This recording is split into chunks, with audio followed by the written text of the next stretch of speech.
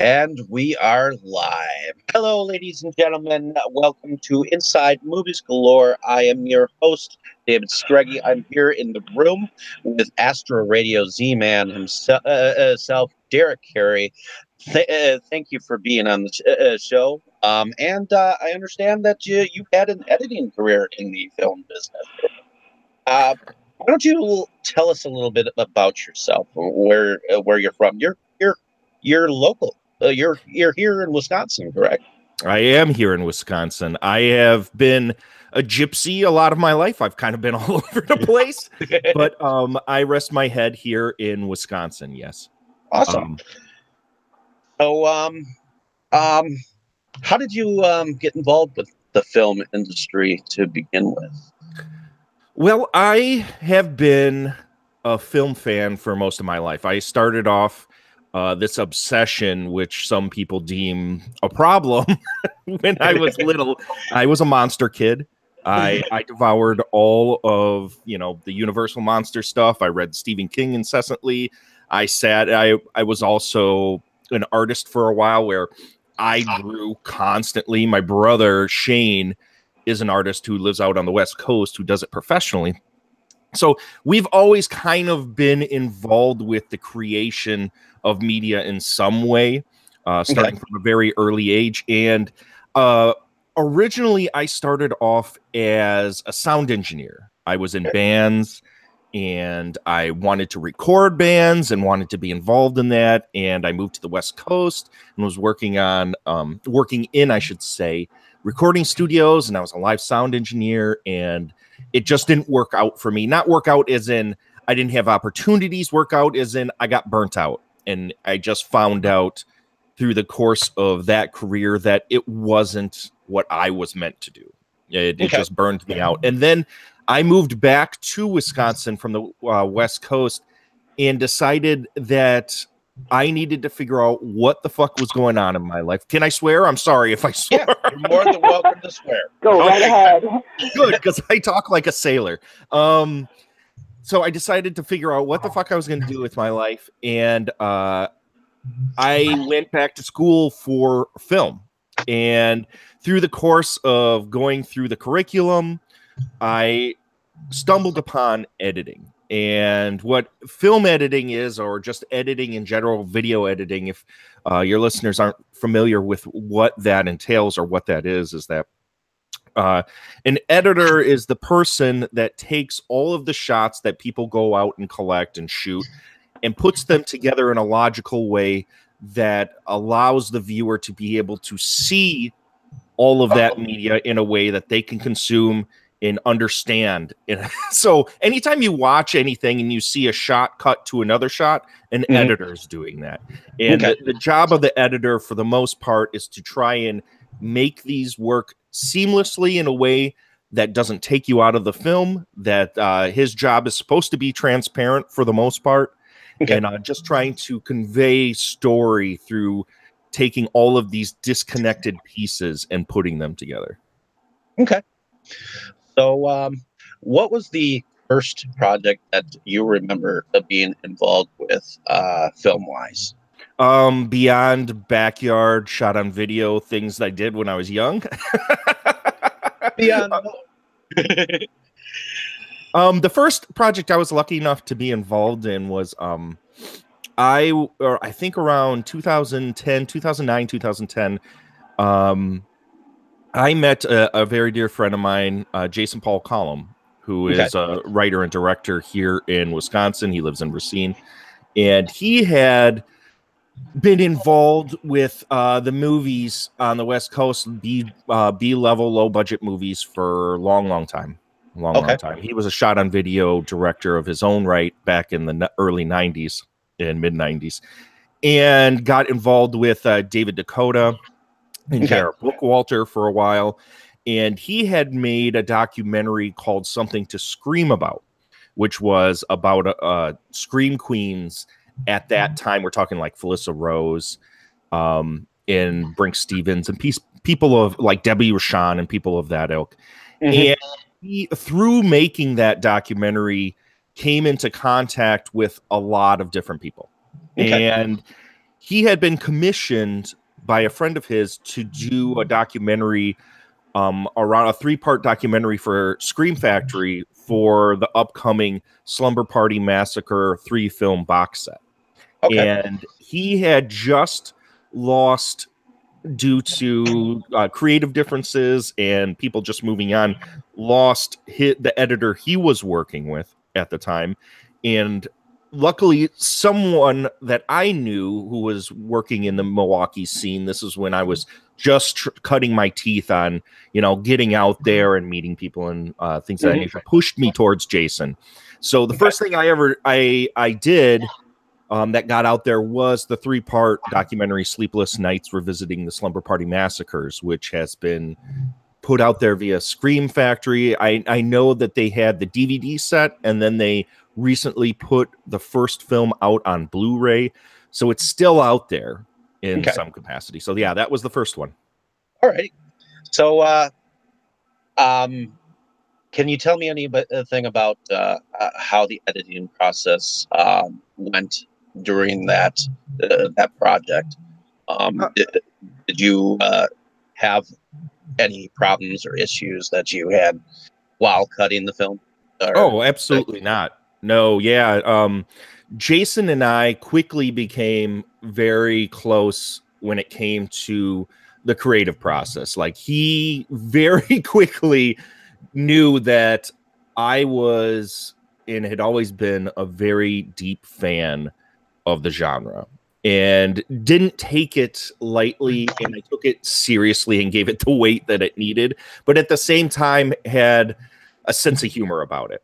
Okay. And when you're looking at stuff like the Slumber Party Massacre movies, which I think a lot of people would sort of deem them as lesser entries into the slasher genre, mostly because it's a very exploitive piece. Okay. All of them are pretty exploitive pieces. I mean, it's mostly about a guy that runs around with a huge phallic drill, drilling into nubile nude women at slumber parties.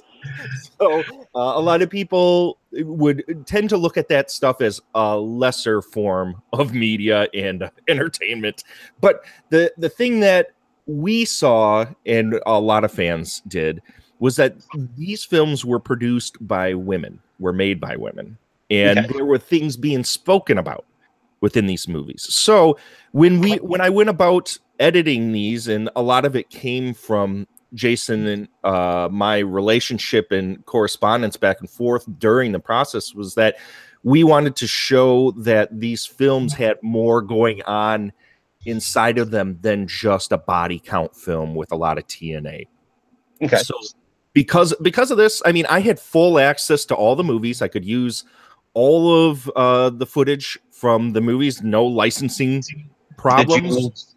Did you end up meeting Roger Corman through all this editing process? Unfortunately, I did not. As an editor, there are times that you are in contact with some of these people, mostly because on camera, sometimes people will say, "Can you please not use this? I'm going to tell you about this, but please don't put this in the piece." And then there are other times where creatively the director and myself need to reach out and talk to people about what they really meant, so we don't put them in a bad light. Okay. And through some of the subsequent films that I've made, I've gotten to meet Brink Stevens and a number of the other, doing film conventions and things of that nature, the people that were involved in the Slumber Party Massacre movies. I've met a lot of them. Okay. But during the course of making that particular documentary series, I was on an island. This was my first rodeo, so to speak. So I was mostly just in contact with Jason during the process. Okay. Alrighty. Cool. So let's talk about your next project, Between Fathers and Sons. That was a short film, correct? That was a short film that I made before Sleepless Nights. I'm guessing you're looking at the IMDb.com credit. For some reason, it says 2010. That was a short that I made while I was in school. That is how I met a lot of the local Wisconsin horror film scene.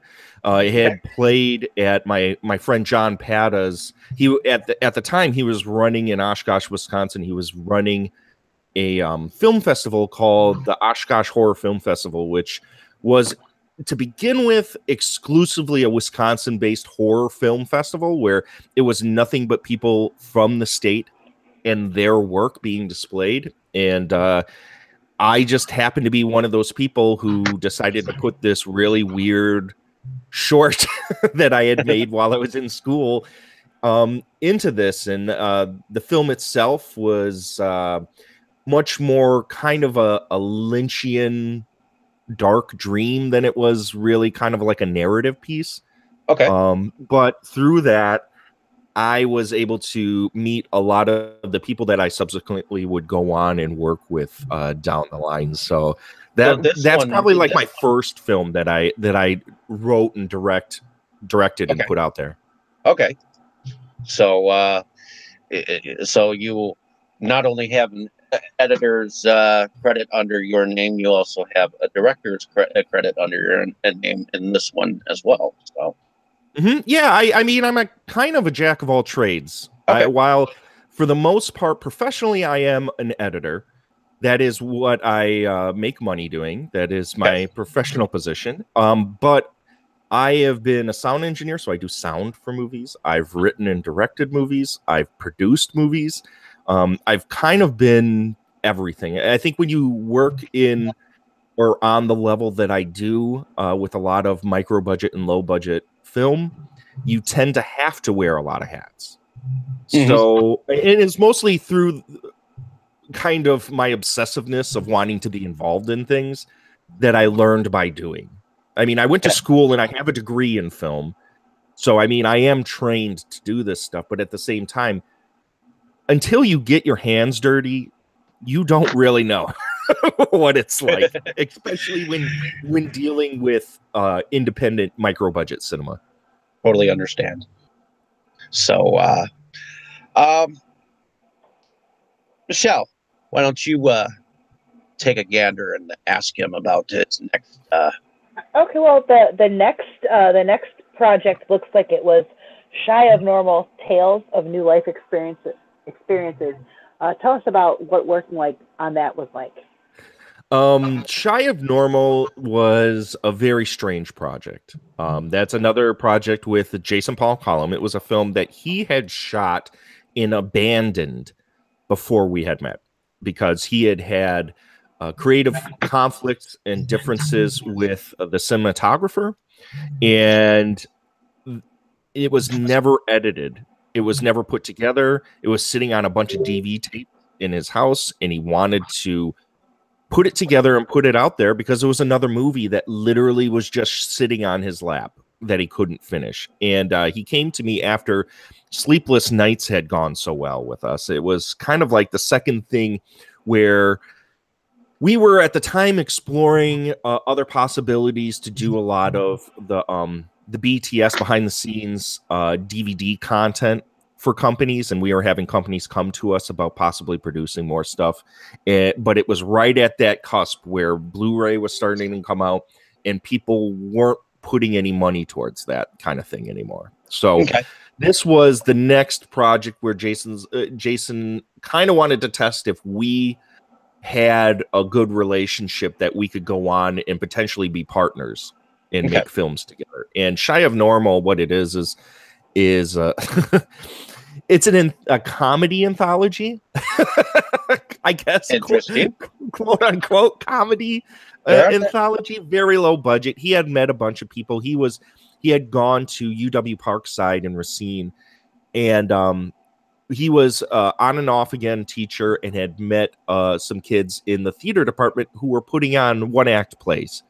And he thought some of them were really cute and charming, and that he wanted to make a movie based on those. So what Shy of Normal is like 3 or 4 separate short films based on those plays that he had seen. And because of the nature of what it is, and that there's no budget involved in it, and that there were so many creative conflicts and differences that went behind the scenes on it, the movie is a little rough. And but it was a learning. Oh, excuse me, gross. That was a burp. It was a learning experience, as is everything that anyone that gets involved in this kind of learns. I mean, I have a higher tolerance for putting up with a lot of stuff than most people that I know, where they want to make serious cinema. I'm a fan of trash cinema and lowbrow, low budget, micro budget type stuff. And I'm just always interested in being involved in stuff, and especially with people that are passionate about what they're doing. And while Shy of Normal may not be something that I particularly go out there and promote, it was something that taught me a lot of lessons as an editor of things and workarounds that I had to do to make stories that just weren't working work and make them palatable for people to watch. And that's a huge thing that anyone that decides to become an editor, is that you need to realize it's not just the technical aspects of splicing footage and putting it together. It's about eliciting emotion and how to tell a story when maybe the story isn't clearly there. And Shy of Normal definitely was a learning experience for me. So after that, you went, and you have 2 credits for Screaming in High Heels: The Rise and Fall of the Scream Queens Era. You've got one for sound and one for editing as well. Tell us about that one. A lot of these, if you're looking at imdb.com, and I don't know how familiar you guys are or your listeners are with it, credits that are put up on imdb.com are usually put up there by 1 or 2 or more people. It's kind of like almost like Wikipedia in a way, where anyone can really put credits up there. Oh, wow. They just changed your whole career. Well, so yeah. My whole career is fake. I'm just blowing this out of my ass. No, but seriously, sometimes it's hard to put credits up there, and other times it's hard to get credits off of there that aren't necessarily yours. But on some of these films, I've done far more than just be the editor. I've been the sound man. I've been the guy who's the colorist. I've been the guy who shot some of this stuff. I mean, being the sound department and an editor on Screaming High Heels, I could have put just about everything in post-production on that film, because there's legitimately only 2 people that worked on that film for post-production: myself and my friend Eric Arsnow, who did all of the graphical treatments on like the intro credit sequences, the lower thirds, some transitional elements, things of this nature. And so these are really low budget movies where there's maybe a crew of 4 or 5 people. And when it comes to post-production, I am usually the only person. They are so low budget. No, why don't you explain to the audience what post-production really means? Post-production is the process of, once principal photography has ended, and what that means is when people are done shooting the film, post-production is everything that it takes in order for all of that disconnected footage, all the stuff that was shot, all of the sound, to put it together and make it into the movie that you see. So everything after shooting the film, that's post-production. So Screaming in High Heels, which is a documentary that Jason Paul Collum and I put together and made, is it centers around 3 of the biggest scream queens of that direct to video early VHS era, who were Michelle Bauer, Brink Stevens, and Linnea Quigley. Okay. And this was a movie that was produced with the explicit interest of getting it put on television. So it was shot and made to be an hour long. And it's a movie that I'm extremely proud of. I think everybody that was involved in it had a really deep admiration and love for these women in a way that a lot of people don't. because they've each of them has almost like 100 movies in their credits. If you look at their imdb.coms, you'll see that each of them have made so much stuff. I mean, I'm sure, Dave, you can probably attest to the fact that back in the day when you went to video stores, you probably saw movies with Stevens and Linnea Quigley on the shelf constantly. Most definitely. All the time. And that's what this movie is that how these three women came from very unconventional backgrounds and made a career out of being in these weird, strange little movies that popped out there at a time where video stores needed content on their shelves. Okay. And some of it, like Brinke Stevens, she has a degree in microbiology. But what made her famous and what gave her a career? Getting naked and being chased by rubber monsters. So the documentary is kind of about, peeling back the layer of the way public perceived them and who they really are and what their lives were like because of this. And this movie started right off of the heels of Shy of Normal. We had a premiere of it. We had screened it. And then Jason brought me back to his place and legitimately gave me 3 crates of VHS. And over the course of a few months, I sat and watched nearly 100 movies. I sat and logged them he had shot interviews already out on the West Coast and all sorts of content from fans they had sent in, TV clips, all this stuff. It was an exhaustive, months. I mean, we're talking months that this went on, where I was just consuming all of this stuff to try it, so that I knew once we started putting the story together there was probably 7 or 8 people that he had interviewed, hours of footage, knew what we could do to tell this story. And a lot of it was more, we were total fans and geeks of this stuff. And we wanted to not only tell their story, but introduce a new audience to all of these insanely crazy movies we grew up watching. So it ultimately came together. It took about 6-7 months to put together. And it came out on Chiller TV. That was originally how it debuted. And then I believe Breaking Glass Pictures put it out on DVD. Okay. So let's talk about your next project that I see here. Swamphead, how did you get involved with that project? Swamphead is a story.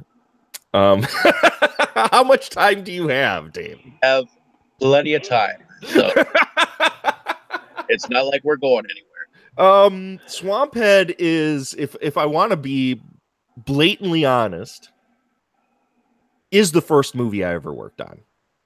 It took over 6 years to produce that movie. Okay. And it started when I was in school. I had met Justin Prop, who is one of the co-directors of Swamphead, while shooting a short film with a buddy of mine, John Hanusa, during college called Zombie A Go-Go. And while we were making this film, Justin would show me dailies of Swamphead, which was probably a quarter of the way shot or halfway shot, because they had been no budget. Him and his buddy Dustin were shooting this thing during the summertime on weekends, whenever they could pull a few people together. And every time he showed me this thing, I died laughing. I just could not believe what it was. I couldn't believe the quality of what it was, but immediately knew that I wanted to be a part of it. Every time he showed me it. And I, as I had said before, I've been a monster kid. I love lowbrow monster movies, and I loved trauma growing up. And I could see through this footage what this movie was. And eventually, I don't know if it's a matter of muscling my way in or strong arming my way into the production. Justin and I became close friends, and he started having me come on more and more to help him shoot the stuff and to help him. I'd be the sound man some days. I'd be a stand-in for actors where obviously my face wasn't on screen. There's a few shots of me face down in the mud as somebody else's body in the film. I was the DP in a few. I directed one or two scenes. My ex-wife is in one scene as a stand-in for an actress that unfortunately passed away. It was a movie that eventually, once his partner in crime that made the movie kind of dropped out of the movie. I mean, it took so long to make this thing that they just like had creative differences and said, you know what, I can't make this movie anymore. This is killing me. It's taking too long. I went to Justin because I was becoming more and more involved in the project as it went along. And I'm like, hey, how much of the film do we have shot? Let's see if we can edit it together and see what we got. And this was, at that point, I think I was like 3 years into this thing, and it consumed our lives for a while. And we edited it together. It made us laugh constantly. Like the movie, I've seen that movie hundreds of times, and it still makes me laugh to this day. And we put it together, had a few small screenings, got some feedback, and then over the course of another year and a half, sat and did reshoots until we finally put it together and had a big screening and decided we were going to put it out there on like a limited 50 tape VHS run. And that... Oh, go ahead, Dave. How did that go? That was legitimately how the film got out there. Okay. It's that 50 tape VHS run that was sold almost exclusively in Oshkosh, Wisconsin, went worldwide. I don't know how, but it did. And it wound up in the hands of Jesse and Justin Rice out of Indiana, who ran Briarwood Entertainment. And they contacted us and was like, Derrick, do you have distribution? Is anybody distributing Swamphead? And at that time, we were courted by Troma, and we had a couple other companies kind of come to us that we had, sent the film, because we were doing conventions and we were selling it ourselves. And we had, put it out there to see. It was at film festivals, and we had some people, kind of knocking, but nothing that was serious in any capacity. And these two guys were just like, hey, we're a small little label, we're just starting out, we have this tape and we show it at parties all the time, and our parties, everybody wants a copy of this movie. It kills the parties every single time. So what can we do? And we ended up going with these guys for it, and they had they were kind of like a subsidiary of Wild Eye Entertainment. And through them, Wild Eye picked it up and put it out there, and it is what Swamphead is. I mean, that is the Cliff Notes version of Swamphead, because it was a film that I think a lot of people. It's one of those movies where you're either going to really, really like it, and you're a fan of lowbrow, real crass, gross cinema, or you're just going to hate it because it's super offensive. And I've lived with that movie for a long time. And while I'm not the writer or director of that movie, I was kind of the face of that movie for a while, because the creators kind of dropped out, and I kind of had to take the reins and put it out there. And I love the fact that this stupid little movie found an audience. I don't know how it found an audience, but it's one of the weirdest, stupidest little things. I mean, Dave, you've seen Swamphead, right? I have seen it once, and I have yet to review it myself. But I loved it at the time. So when I put my actual review out there, you'll know that it's a positive one. Well, I appreciate. I mean, I understand why people would hate it. I understand why people would love it. There, all the concerns about, man, why are their hair changing? Well, the movie took 6 years to fucking make. So there's tons of continuity issues through the entire thing. It's just, it is what it is. I mean, it's a stupid movie about a bunch of kids go out in the woods, come across a knife that resurrects this rubber zombie head that goes around and eats people. It flies around and eats people. It legitimately was me with a huge stick and a wire swinging a rubber head around. it's as lowbrow, low and cheap as it possibly gets. That you were able to be part of, and it's one of those things that you will never really forget. I can't. There's no way I can. I think I was scarred. I was scarred making Swamp Head. Well, why don't we talk about your next a project that I see here. This one actually seems to be one that you were also a little bit more involved with. Hole in the Wall, which had some Madison scenery, from what I understand. Mm-hmm. Yep. Hole in the Wall was a film project that came about because of, as I had said before, John Pata's Oshkosh Horror Film Festival. And I realize that did you have something to do with John Pata's Deadweight? I did. Yes, I was the colorist on Deadweight. Okay. Yep. So I was part of the production process of that, and John and I have worked together a number of other times. John is actually a part of Hole in the Wall. He did some second unit camera work. He was a photographer. He also, in the wraparound, did all of the gore effects. Okay. So Hole in the Wall is what I would probably term as, at that time when it was produced, which I believe we started shooting around 2012, 2013, was a community project. I imagine that because there was a lot of like local Wisconsin directors involved with that. You had Corey J. Udler, who did the Incest Death Squad trilogy, as well as the Mediatrix, some of the lowbrow independent films that he had done before that. Correct?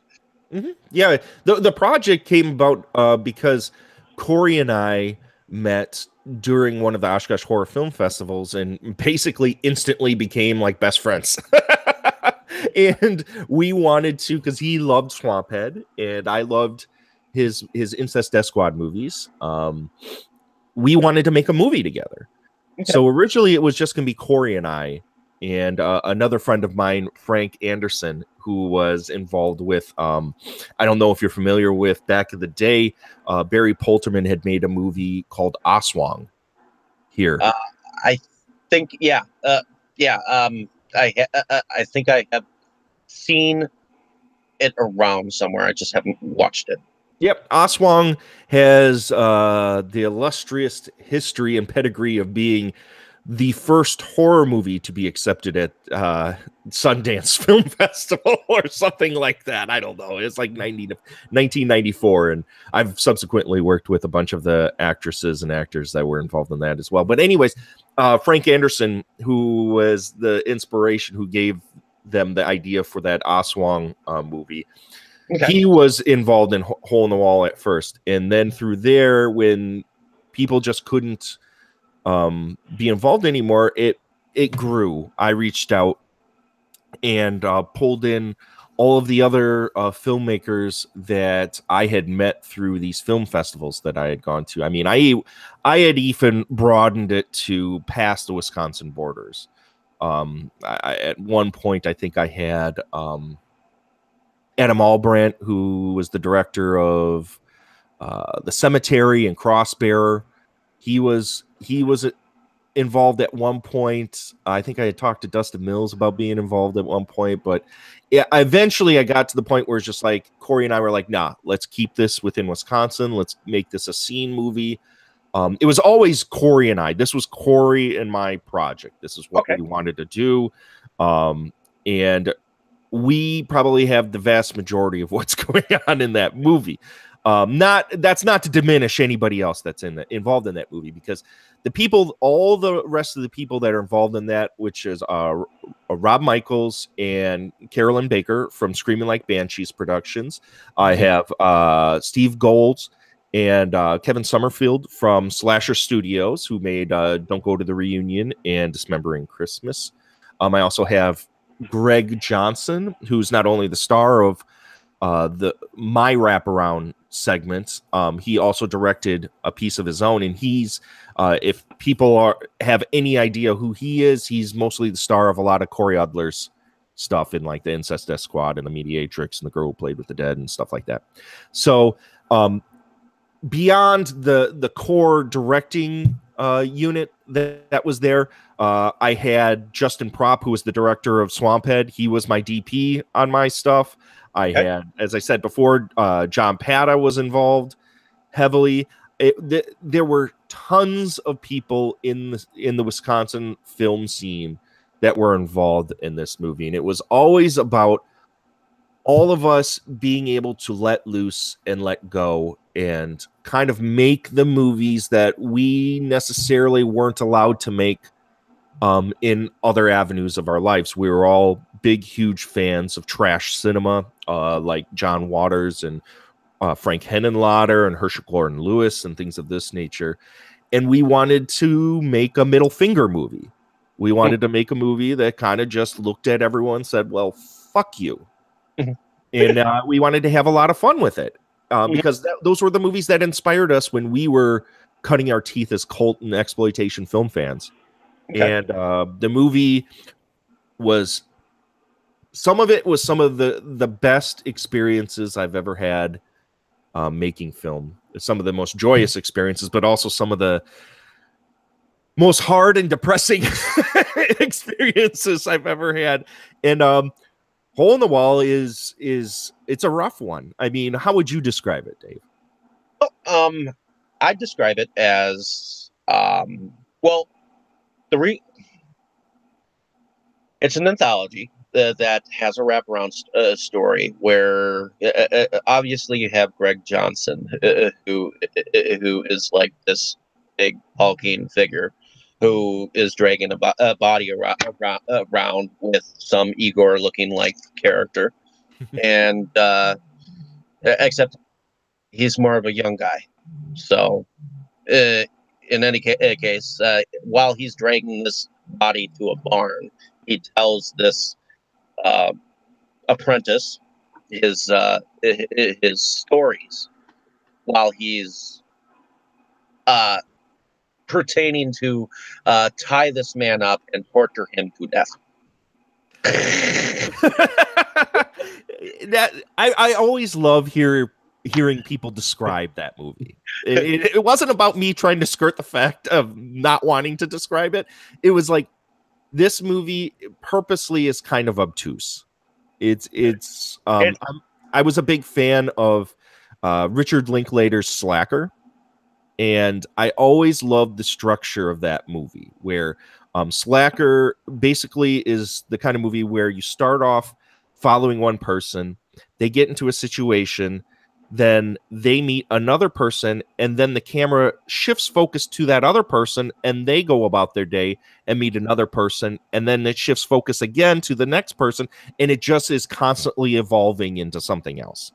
Michelle, what was your reaction to the movie? Well, the first 15 minutes, I had to shut it off. I couldn't watch it. Let me guess what part it was that made you shut it off. It was horror porn. I mean, the guy's getting fingers. He's shoving fingers up his butt, and I was like, "Oh no, they can't do this. I gotta go watch some My Little Pony or something and clear my brain." I had to have her reaction be told to you, because I literally just sent her the film yesterday, and I sent her two other ones, but she watched. I told her to try. And she was like, okay. And then I get a text from her earlier saying, that just ruined my day.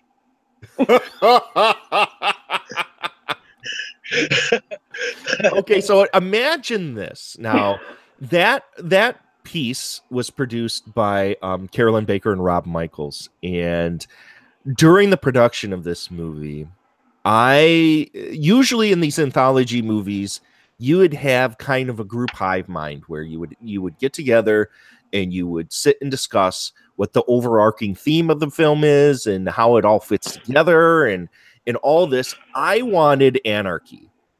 And I did not want to know what they were producing. I gave them free reign to do whatever they wanted. And because we weren't tied to a distributor or financiers that were dictating what content should be or what the limitations of the content should be, within reason. I mean, I didn't really want to see any rape, and I didn't really want to see any abuse towards children or things of that nature, which a lot of underground micro budget stuff kind of goes there.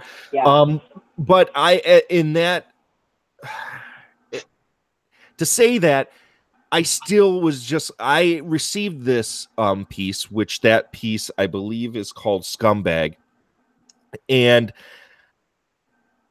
every time I would get a piece from somebody, I would sit and I'd watch it. And I remember receiving that from them because they had pitched me a number of shorts to be involved. And they're like, well, which one, Derrick, would you prefer us to make? And one of them was called The Madtown Maniac, which ultimately became Scumbag.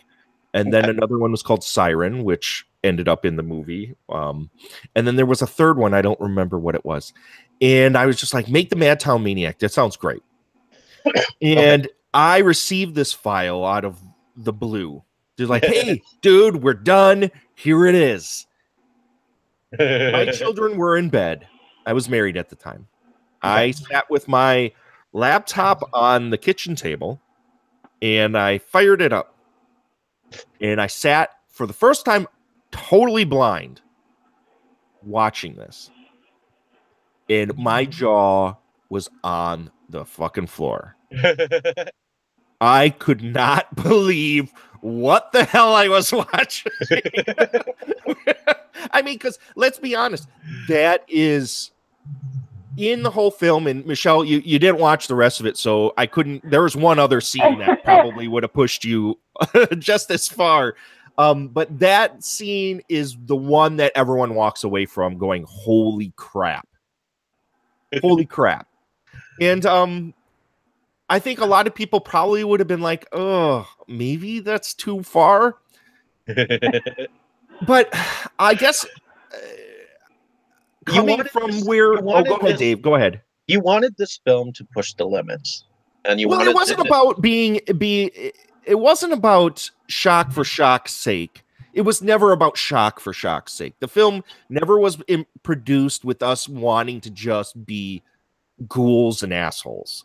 It was about having a certain frame of mind and aesthetic. There was, as I had said before, we were huge fans of Frank Henenlotter and John Waters. And I think if going into saying that, if you look at some of John Waters' early pieces, like say Multiple Maniacs or Pink Flamingos or Mondo Trasho and things of this nature, they provoked very specific things in those movies to shock you out of complacency. And when I saw this, it definitely shocked me and definitely woke me the fuck up. And initially, this was going to be the last piece in the movie. And through the course of editing, because I was also not only the director, writer, co-producer, sound man, colorist, blah, blah, blah, whatever on this movie. I was the head editor that ultimately put it all together. And that when I saw that and I started messing around with the order of things, because I kind of left the wraparound segment to be ambiguous as to how these things could have went together. I put that in the front, and it was like, when I watched that, it was like you were either going to run screaming from this movie, or you are going to be like, that was fucking crazy. What else am I going to see in this? Okay. And that, to me, had the same kind of punk rock spirit that Multiple Maniacs had, or that Pink Flamingos had. And that excited me. Because sometimes I kind of like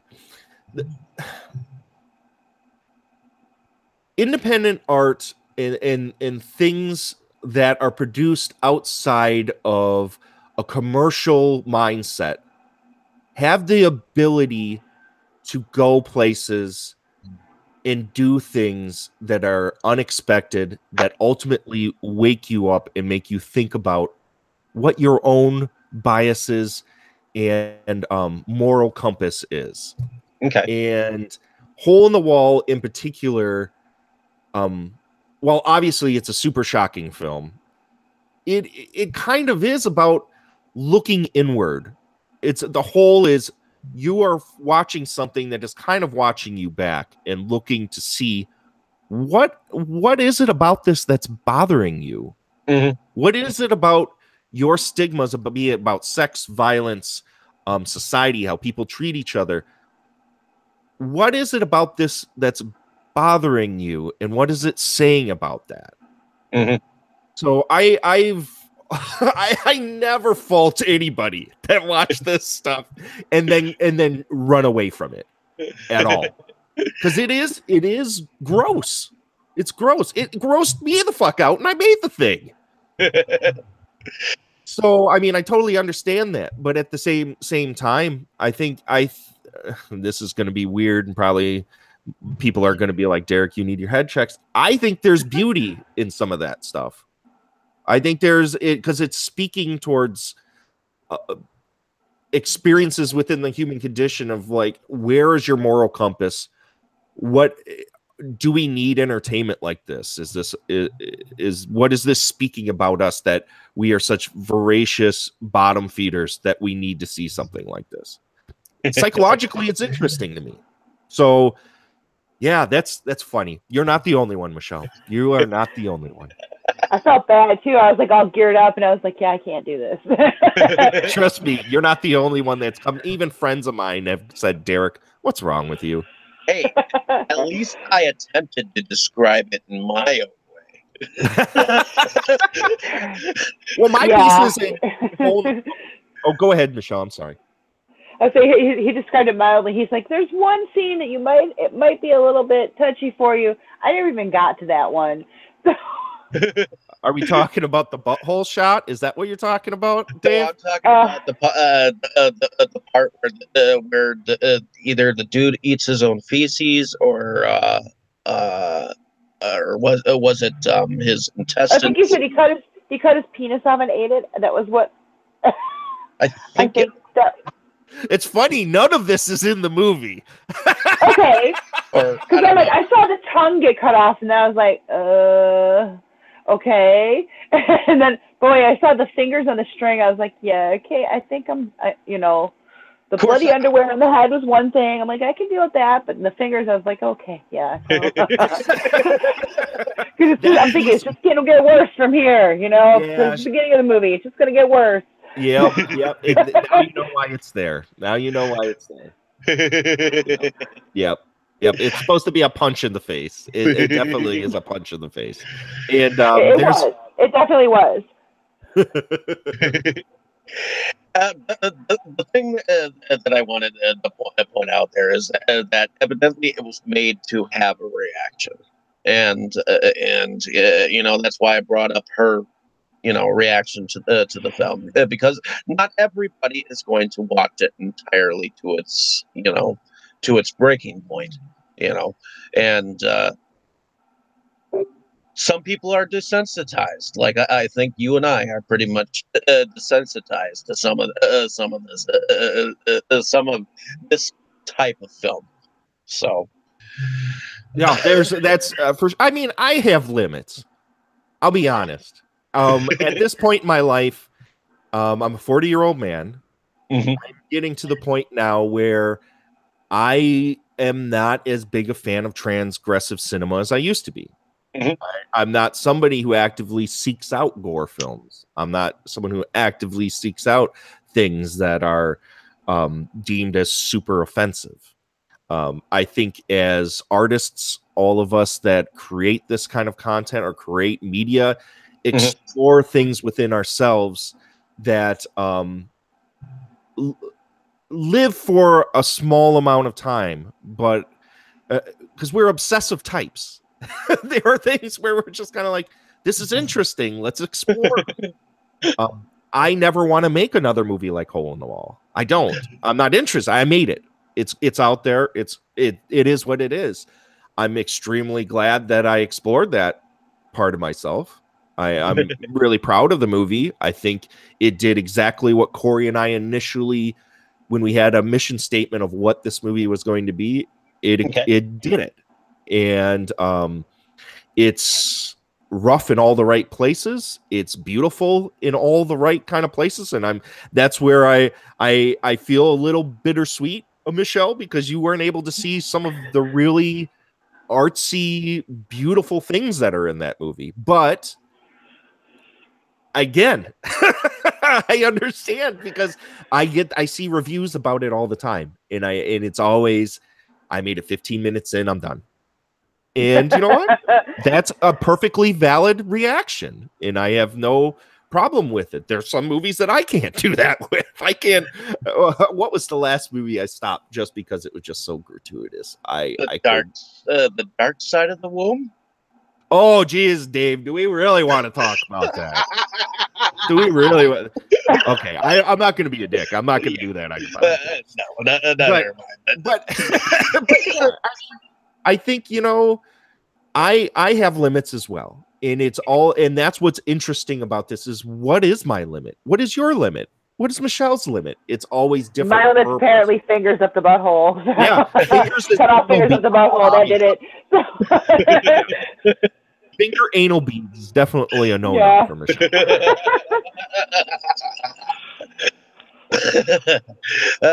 Well, in any case, Michelle, did you want to ask him about the next two? Oh yeah, well, it looks like you took a little bit of a break after making Hole in the Wall before you went and moved on to Safe Inside.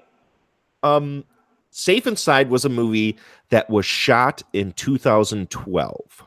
Okay. Oh, so it was a revisited kind of a thing. Well, no, it was more of a kind of thing where it was shot in 5 days. It was edited immediately, and then the budget vanished. Oh. So it never had a proper sound mix done to it. And it languished for years upon years. I mean, I am a father of 3 kids. I have a full-time job.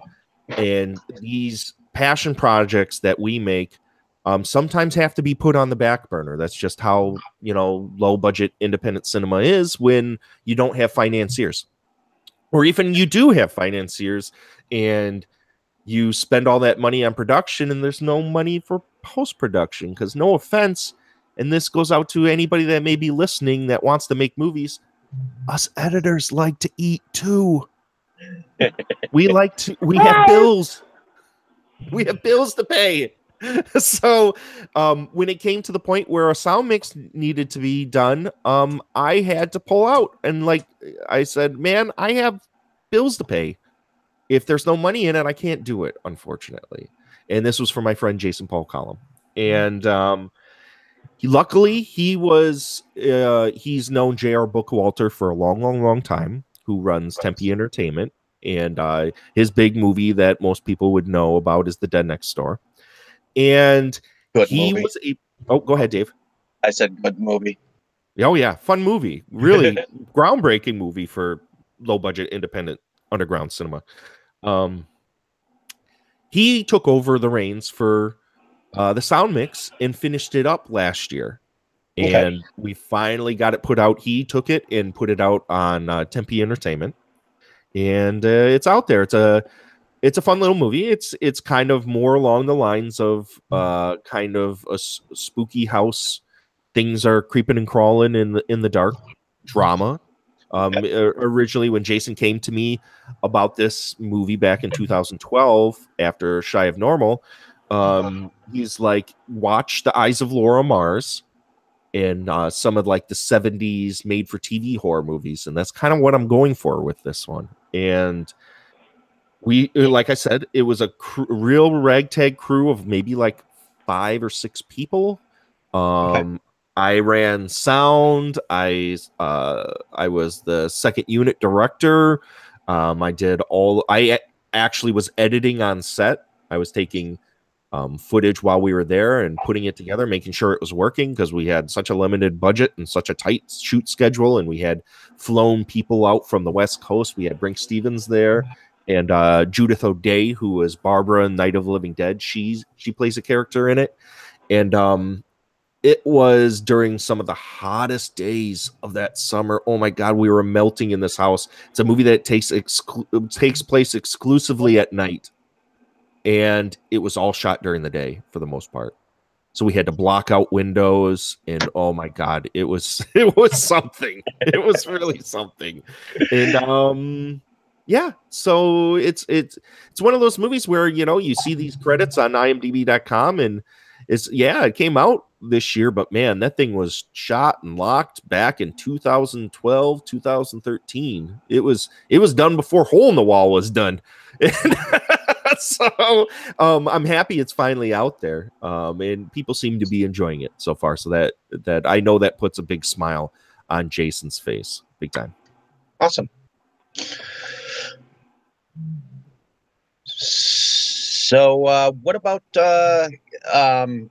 how did you get involved with Manos Returns? I know that was on either Indiegogo or Kickstarter for a while.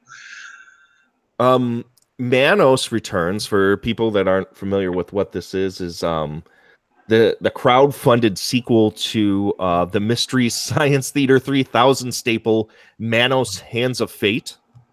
It was put together, the little girl from the original Manos and the master, Jackie Naaman Jones.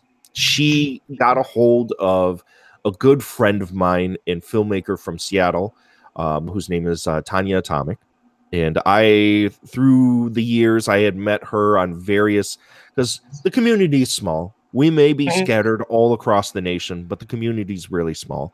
And I had come into contact with her via Facebook and had subsequently been helping her out on all of her movies, doing, you know, like title splash cards or opening credits or closing credits and things of this. Whenever, you know, she's like, hey, I need some help on this, and she would toss it my way and I would help her out. And they were just about to shoot the film, and the person they had originally pegged as being the editor fell through.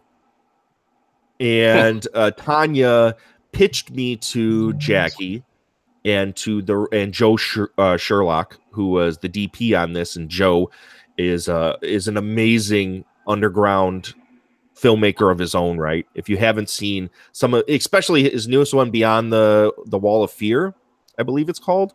Yeah. Awesome stuff. Really awesome stuff. He's still sending me that. You'll love it, Dave. You'll absolutely love that movie. It is so fun, so good. Him and I have a lot of similar interests. Really nice guy. But she went out on a limb and put me out there to everybody and got me involved, and I became the editor for Manos Returns, and that was shot a year and a half ago. And like Safe Inside, it's one of these movies where, even though there was a Kickstarter, I mean, this is something where very low budget, where all of us have to do it on our own time. You know, it's not something that when people make these movies, I think people get the preconceptions that, you know, oh my God, they can just crank this out. They got the money, but that money goes very fast, very, very fast. And Manos is edited. It's nearly done, I believe. And I don't want to speak out of turn here because whatever, but I believe we're just waiting on a sound mix right now. Okay. So we're getting to the point where it's basically done, and it's super fun. It's totally in the vein of the original Manos, but done with a more modern twist. It's funny. It's kind of gross. It's really and it's sweet. I mean, fans of Manos, Hands of Fate, like real fans, like those people they're like dyed in the wool Troll 2 fans or The Room fans that have, you know, scoured over every little stupid joke within that movie. There's a lot to eat in Manos Returns. There's so many references and so many callbacks, but at the same time, it's not one of these wink at the screen fests. It's done in a way that if you're a fan, you'll catch it, but otherwise, they're not announcing it. So it was done with heart and done in a really great way. I'm excited for people to finally see Manos. I had a lot of fun with it, and I think Tanya and everybody did a great job. Really good job on it. Cool. Alrighty. I'm gonna go backwards a little bit. Let's go with Mark of the Devil 666, The Moralist. So as you're looking at the IMDb credits, you see these 2 credits from 96 and 95, correct? Correct. And those were, as I had spoke to before, Jason Paul Collum had made shot on video movies back in the 90s. And through our relationship together, these movies were just kind of put out there at a time where Jason had no technical expertise as to what he was doing. Sometimes he gave the footage to the distributor and they didn't really even edit it together, just taking the shots and throwing them together. So Jason wanted to recut these movies and make them more palatable for a modern audience. So Mark of the Devil 666, which isn't even out there yet, the new version that we have, which is much better than what it was. I think we're waiting on a new score. I think I'm actually doing the score to that. Holy shit, I forgot about it. It's been a while. Maybe I need to finish that. It's about halfway done. And Five Dark Souls was the first, like, where he's like, hey, you think we could do something with this and maybe trim it up and fix it up? And so I cut nearly 30 minutes out of that movie. I'm a person that likes their exploitation films and their low budget horror films to be short. I like them to get to the fucking point. I like, especially when you're dealing with something that looks like it was shot on your grandma's VHS camcorder. Get to the damn point. Nobody wants to see your Lawrence of Arabia version of some shot on video horror film. Nobody does. So we cut out all the fat, rescored it, and did some new voiceover work. I'm actually an actor in that one too. And put it out there. So those Mark of the Devil 666 was his first film that he put out there. It was done for More Video. Michael D. Moore put out a series of VHSs back in the day with, I believe Jason had a couple movies. Tim Ritter's Creep, I think, went out on there. And there were a number of other shot on video dudes that had been distributed through Michael D. Moore. And Jason, to this day, still, and the reason why he wanted to revisit it was that it had never been out on DVD since that initial VHS run, and he consistently still gets people emailing him or writing him letters or corresponding with him about those movies to this day. Yeah, so he wanted to revisit them and repackage them and put them out there. So that's what those are. I mean, there's one more that's been cut. Him and I have cut Five Dark Souls 2. So it's kind of like Mark of the Devil 666 and Five Dark Souls 2 still need to be finished and put out there. Okay. I'm going to go to your, let's see, Bell Manor. You worked the sound on that, correct? We're just going to keep going down the IMDb credits, huh? That was something that I had done sound in when I was in college. So let's go ahead. Let's just go down the line here. What else is in here? Plain Devil was another Tanya Atomic film in which my band, she used a lot of my band's music, my old band, the Suspirios, which was a horror surf punk band. A lot of our music's in there, and I've done some credits, like I had said before, for her. Let's see what else. Claudia Key is also another one of Tiny Atomic's movies. I did opening credits for that one. And then, I'm trying to see, where is Bell Manor? That would be under the sound department. Sound department, huh? Oh man, maybe there's. Oh, there it is. There it is. Yeah, yeah. It's funny looking at this because, as I said before, IMDb.com at times can be kind of like Wikipedia. You know, people can just post stuff on there, and yeah, because I see on there, there's also As Goes Janesville, which was a documentary that I did sound for, which was about the GM plant that went under back a number of years ago. So let's see. Yeah. That's basically it, man. I mean, that's the vast majority of the work that I've done of my own in film. I mean, I'm an editor, so I'm working on stuff all the time. But for like the underground, for the stuff that pertains to a lot of your audience of like, you know, the low budget independent underground film, that's the vast majority of the stuff that I've been involved in. Yep. And As Goes Janesville. Yep.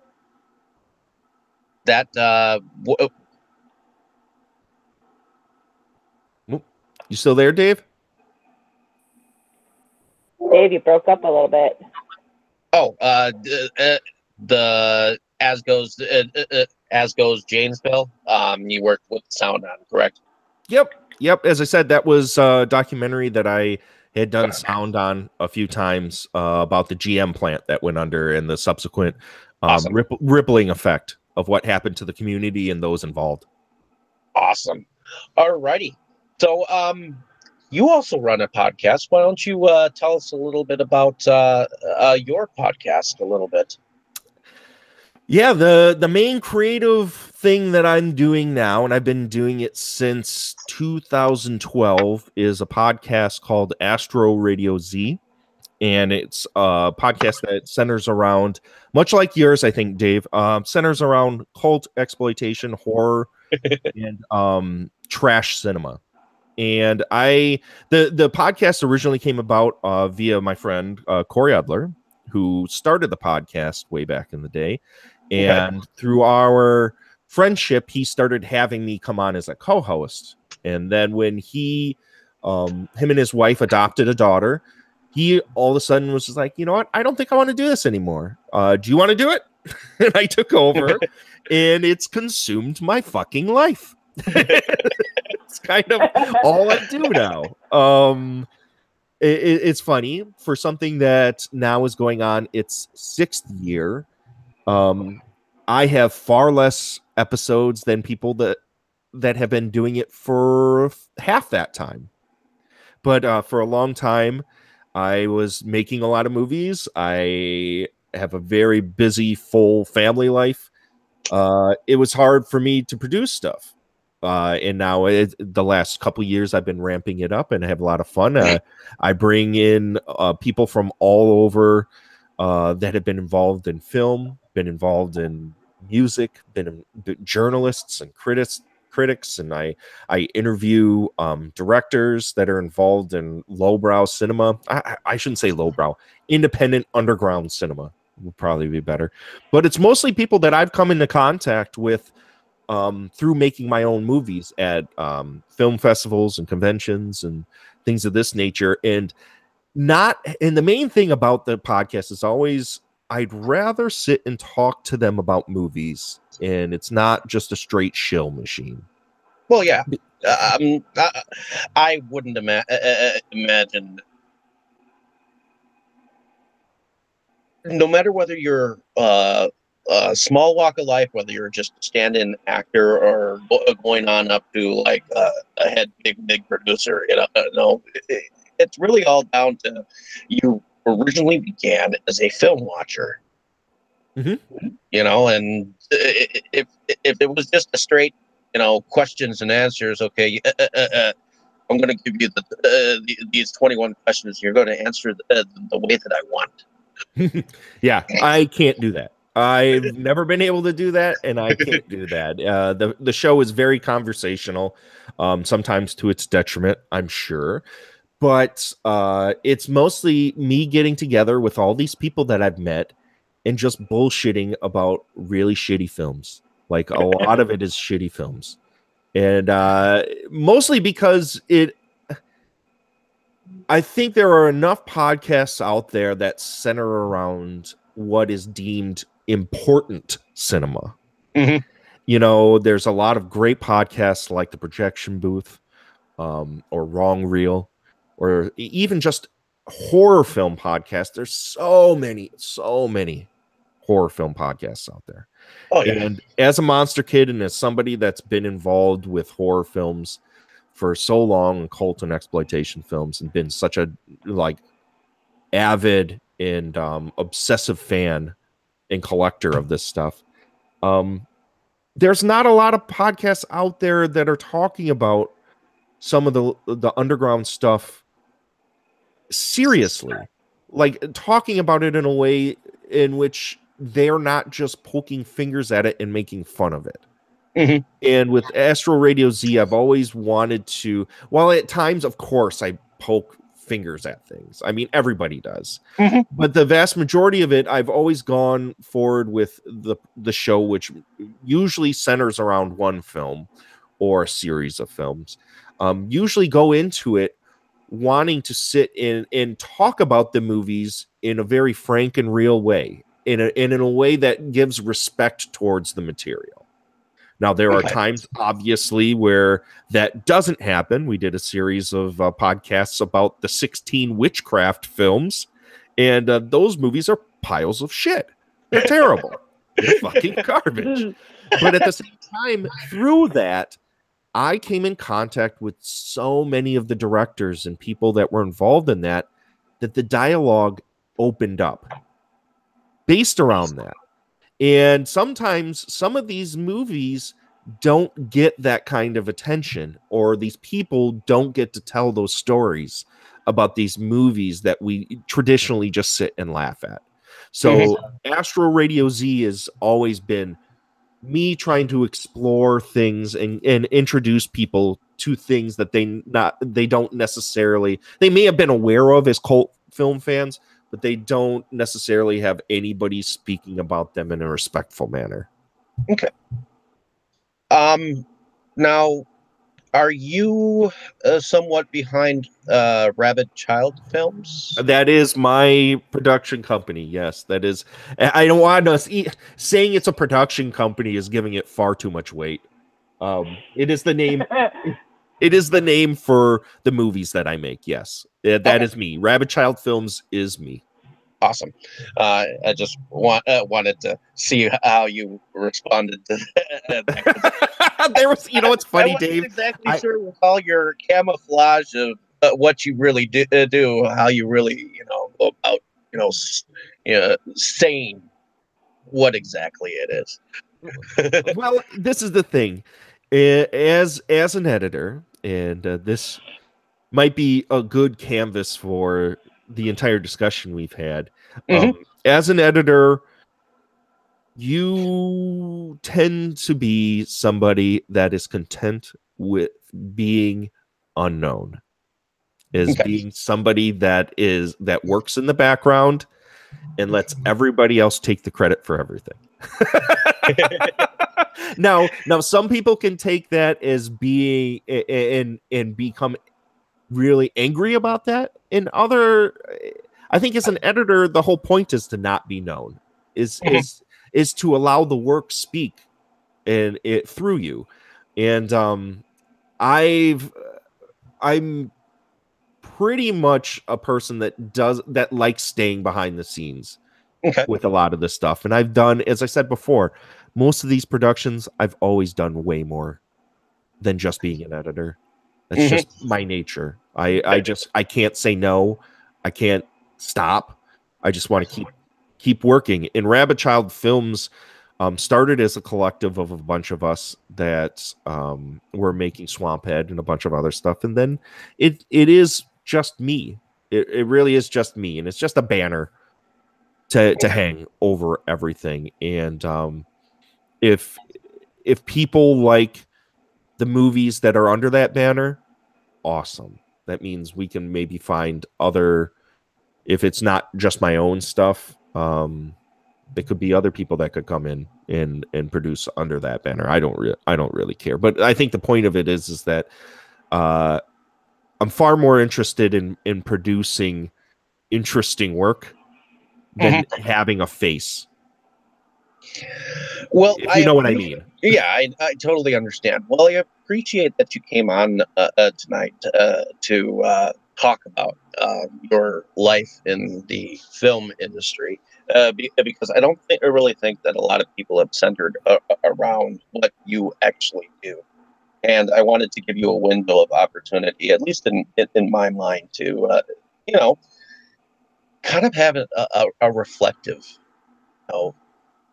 atmosphere, of what you've accomplished and how you speak about what you've done and how you hold it in your mind. And I wanted to share it with people. Well, thank you. I appreciate it. I do. So I hope that you've enjoyed your time on here with us. Of course. I get to sit. I've been sitting talking about myself for an hour, Dave. Who doesn't like to sit and talk about themselves for an hour? True that. Well, in any case, at the end of the show, we always kind of go through who we are, what we've done. But I think you've done that. So I'm gonna, for the most part, yeah. If you want to listen to my podcast, go to astroradioz.com. You can find it on iTunes, Stitcher, Google Play, YouTube. It's everywhere. We also have a Patreon page. You can contribute there. $1 a month gets you bonus episodes, audio episodes, and $5 a month gets you video episodes. Yeah, I produce little videos. So I'm still making stuff. Just not full features right now. So you can find me there. And a lot of the films we've talked about tonight, you can find on Amazon. A vast majority of them are on Amazon. And if you want to take the challenge, you can watch Hole in the Wall yourself on Amazon Prime. And then get back to me. Email me at astroradiozpodcast@gmail.com and tell me how much it fucking offended you. Tell me how much you hate that goddamn movie, or post a review. There are so many goddamn 1-star reviews for Hole in the Wall. Please tell me how much you hate that movie. It gets so many people to watch it. Please. Thank you. I love you. Awesome. Michelle, why don't you tell us a little bit about where you're from and what you do? Well, I'm Michelle Yeager. I'm from Detroit, Michigan. I've been in the entertainment industry for over 40 years, mostly as a model, actress, and a writer. I am an editor for Movies Galore out of Milwaukee. I was in talent management, promotions, booking with Yeager Entertainment and Northwest Entertainment, which was over on the west side of the country. I have a degree in broadcasting. I am the only ever in the world born to be Wild Babe, licensed by Steppenwolf. I was their Michigan liaison for the band from 2010 to 2016. You can find me on Facebook, Michelle Yeager, Yeagerbomb Yeager, and Yeager Entertainment. You can also find me on LinkedIn as Michelle Yeager. That's about it for me. Okay. And I'm David Strege. I was your host for the evening. Hopefully, you all enjoyed yourself on this fine and festive Sunday. Thank you for listening. And I run Movies Galore Milwaukee. I, of course, run this show. And I'm also a small-time producer of sorts. If you look out for Brad Twigg's Wrestle Massacre in 2018, I'm definitely looking forward to that. I was somewhat of a big financier for that project, so definitely catch that. There are various small projects that I've been part of, so definitely check those out. You can find me on Facebook, Twitter, and Instagram. So hopefully you enjoyed the entertainment for tonight, and pleasant dreams. Everyone say good night. Good night. Good night. Let's see. Oh,